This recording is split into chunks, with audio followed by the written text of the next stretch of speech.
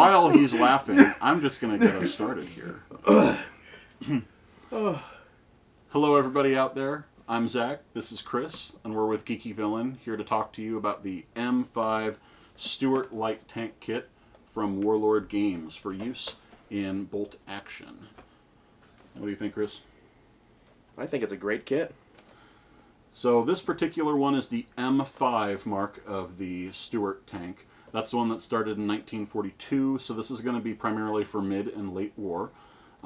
This is from Warlord Games, and we're going to crack it open, take a look inside, and see what we think. There are some decals that come with it. Along with it looks like a number of crews from different nations, so that you can get the most flexibility out of this kit for your tank. Should we break into it? Let's break into it. All right. So now we've got our boxes opened up and laid out in front of us, and we're going to take a look through the contents. So start with our instruction manual here. I find this one super helpful. It's actually a really thick instruction manual as far as model kits go, especially if you're used to scale models. Not only does it do the whole step-by-step where we're looking at what parts need to be put on next, etc., etc., and it looks pretty clear when it's doing that. The first page is actually a decal guide that helps us decipher what these decals are, for those of us who aren't experts or don't want to spend a ton of time researching it.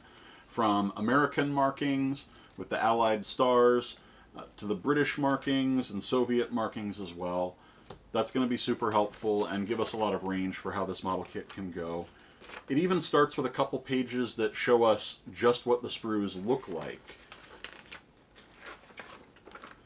Then the very end shows us some painted examples of the tank, and it also tells us what colors they used. They're using Vallejo model colors for these particular tanks, and it gives us the number and the name of that paint. That's really cool. It helps us know how they achieved the result that they did get, and I definitely plan on using that as a guide when I do build and paint mine. What else do we have in here, Chris? Well, I noticed that on this kit, it tells you specifically which instructions to follow for the different variants. For some of the different Warlord model kits, they will go through with instruction guides and show you how to build the model, where the pieces go. But at the very end is where they normally split off and show the different variants. For example, this tank, you can be built as both the M5 or the E7 flamethrower tank. And in some of the previous Warlord kits, you would go through and build the model, and at the very end, it would have a section dedicated to, if you want to build this variant, you do this.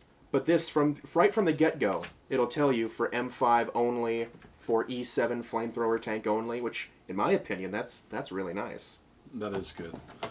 And the two unit cards, both for the mechanized flamethrower tank and for the M5A1 Stuart.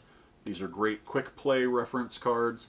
This has not always been what Warlord does when they give out these tanks, but they have added them now, and I appreciate that because special rules are right here on the card, reminding you of what it's armed with, what abilities it has, and how many points it costs.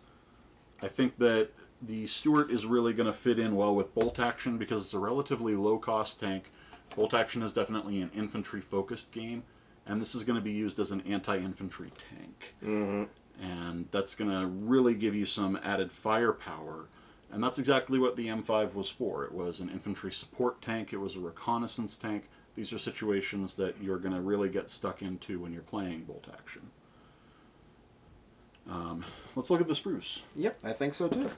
So we have two sprues, a pretty compact kit, pretty well laid out. You don't have to go between 5 or 10 sprues like with some other model kits, which is a good balance of detail versus playability. First off, going through these sprues, I noticed that there is very little flashing, very little mold lines. Everything's very clean. We don't have to do a ton of cleanup except for just clipping these off of the sprues and then maybe doing a little bit of management of any flash from that with our hobby file or hobby knife. it's not going to be a big labor, I feel like. Like all model kits, there are some really tiny fiddly pieces on here that are going to be difficult for people with big fingers like me, with all of the latches and other various bits that you've got to stick on there. But a lot of those pieces are also molded onto the kit. When we look at this piece over here, which I think is part of the back of the hull maybe, we've got parts like a shovel and tools that are already molded on, so I don't have to worry about trying to stick those on without messing it up with clumsy hands. Mm-hmm. I'm appreciative of that. Another thing that strikes us is these tracks. The tracks are pretty well put together, and they're not something that we're going to have to assemble from scratch. They're already attached to the wheels, at least for about half of it, it looks like, right? Mm-hmm. That's going to cut down on pieces and time. Yeah, generally Warlord kits come with the road wheels that you assemble separately onto the chassis, and then you mold the tracks around it. And that can be a rather time-consuming process. And especially on some of the smaller armored vehicles, it can be tricky for people with big hands. Oh, yeah. Well, and then you start building it, and then the track doesn't quite line up, and then you've got that gap, and so you keep pushing it back and forth, trying And to get it to go together. it's just a hassle overall. I don't think that's going to be a problem with this kit, so I'm looking forward to building it and making sure these pieces look really flush and appropriately sized. I think that's going to work out really well for us. I've noticed that going through this kit that it's rather crisp and clean on the details. Nothing's really covered up with mold lines that we mentioned earlier, and quite frankly, it's a beautiful kit. All sorts of rivets, everything looks rather seamless, and it's a great quality model. I don't think it's going to be too fragile when we put it together either. I think this is definitely designed as a wargamer's piece, as opposed to like a scale model where you might be putting on all these kinds of funky details like radio aerials and making sure that the kit is all appropriately stowed. Most of that's been done for us, like I mentioned before, with the shovel, and that's going to make it a lot easier to game with. As a gaming piece, I appreciate that. Most of my models that I have are for wargaming, not for sitting on the shelf as a display. I'm going to do my best to paint it up and make it look good, but I really want to be able to push it around on the table while making little engine sounds with my mouth. I think overall these models look robust enough to play with, but detailed enough to really help us feel like we're doing kind of a simulation, that we're feeling true and authentic to the war. So this is going to be a fun kit to put together, and I think it's really going to play well in the end. I absolutely agree.